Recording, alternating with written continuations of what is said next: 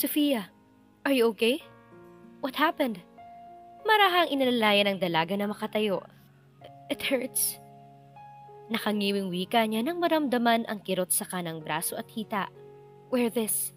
Tinanggal niya ang suot na Amerikana at isinuot dito tsaka marahang binuhat palabas ng kwadra. Hindi alintana ni Dominic ang malakas na patak ng ulan. Maingat niyang inuupo sa loob ng sasakyan si Sophia. Bulong ng dalaga. Tila ito nananaginip, tsaka ito muling nakatulog. Kinuha ni Dominic ang cellphone sa bulsa at idinayal ang numero ni Dr. Mendoza. Doktora, I really need you right now. This is an emergency. Anito sa kaibigang doktor. Nang makarating sa mansyon ay maingat niya itong binuhat at dinala sa silid nito. Manang, kayo na po munang bahala sa kanya. Ani Dominic at mabilis na lumabas ng silid. Makalipas ang 30 minuto ay nagkamalay na rin ang dalaga. Dahan-dahan itong naupo at pilit iniwasang magalaw ang kanang braso. Automatikong napangiwi nang maramdaman ang kirot mula sa naibagsak na braso at tagiliran. Maya-maya'y bumukas ang pinto at pumasok si Dr. Mendoza. Anong nararamdaman mo, Iha? Sakit ng pumbraso ko, doktora. And some parts of my body. Tugon niya. Let me check. Lumapit naman siya sa dalaga. Napalakas ang pagkabagsak mo, Iha.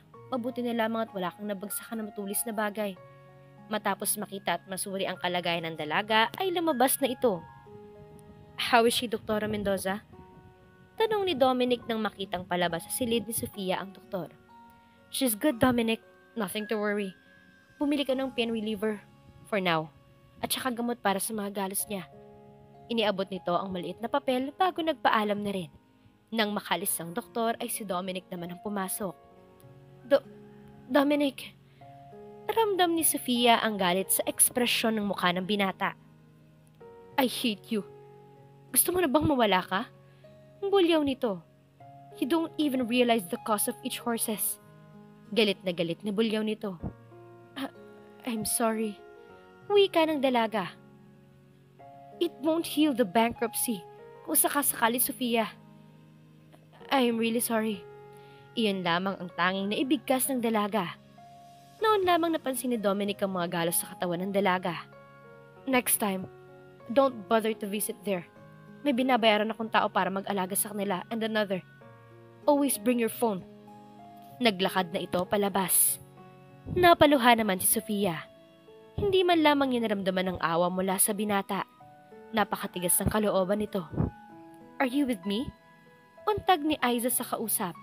Napakunot noo ang binata. Where are we? Inayos ito ang pagkakaupo sa sofa. Is there something wrong? Kanina ka pa wala sa sarili. Tumayo ito at para kumuha ng malamig na tubig. Here. Salamat.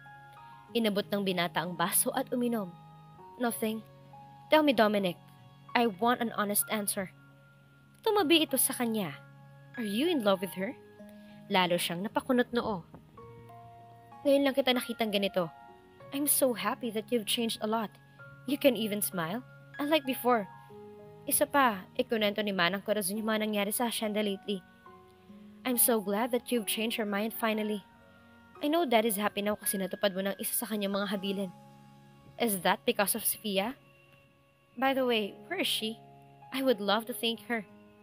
Mabilis na umiling ang binata. Let's get back to business. Nope. Nahiga sa sofa si Aiza at nagulan sa binti ng binata. Naalala ko tuloy nung una tayo nakita. Remember? Gustong-gusto kong tumakbo palabas. Mabuti na lang at napigilan ako ni Mommy. Eh di sana hindi kita nakilala. Sumilay ang ngiti sa mga labi ni Dominic pero bigla ring nawala. I saw it. Marahang hinapos ni Dominic ang buhok ng dalaga. Iyon na eksenang nabungaran na si Sophia habang pababa ng hagdan. Napakapit siya sa baluster ng hagdan nang maramdaman ang kirot na nagmumula sa isang bahagi ng kanyang katawan. Pero hindi sa pilay na braso at naibagsak na balakang kundi sa kanyang puso.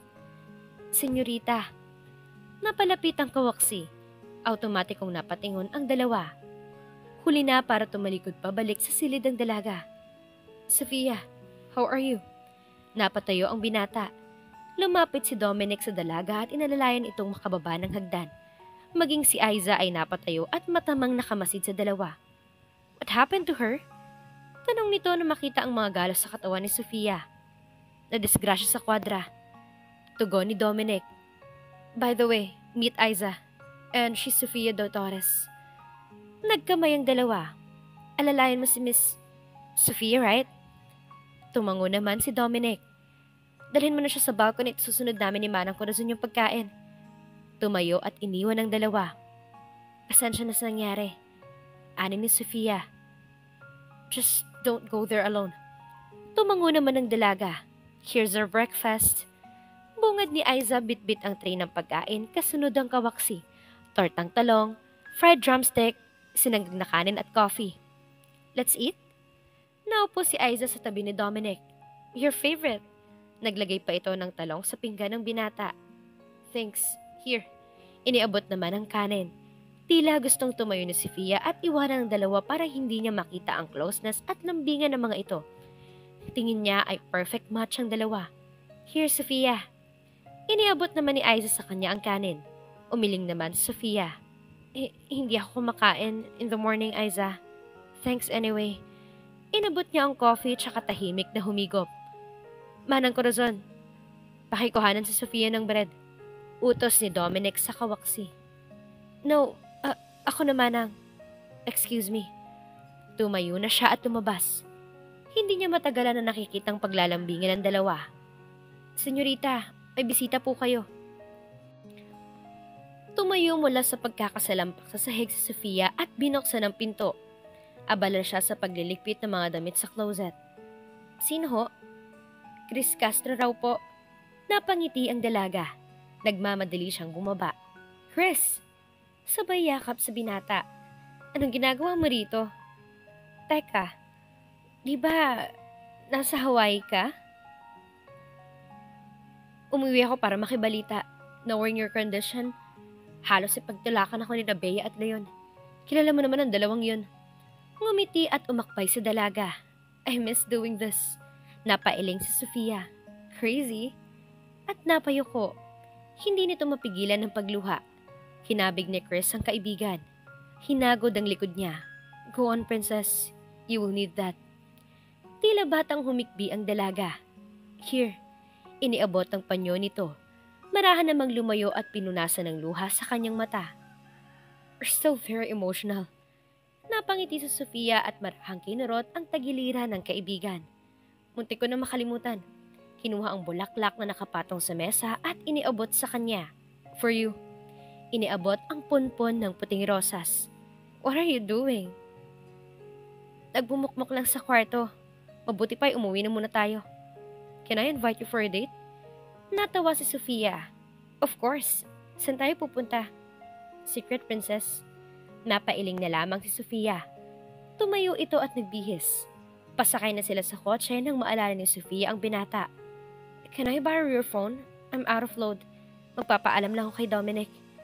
Inaabot ni Chris ang aparato sa kanya. Don't worry, ibabalik din kita before 7. Thanks. Nagtaka si Sofia nang pumarada ang sasakyan sa lumang bahay ng mga Castro. Kitang-kita pa rin ang unique figure ng mansyon kahit sabihin pang 1960s pa ito ginawa. Calm down, kanina pa sila naghihintay. Nagtaka siya. Sila? Who? Mula sa puno ng pinto ay lumabas ang mag-asawang Bea at Leon. Nagmamadaling bumaba si Sofia at tumakbo palapit sa mga ito. Surprise!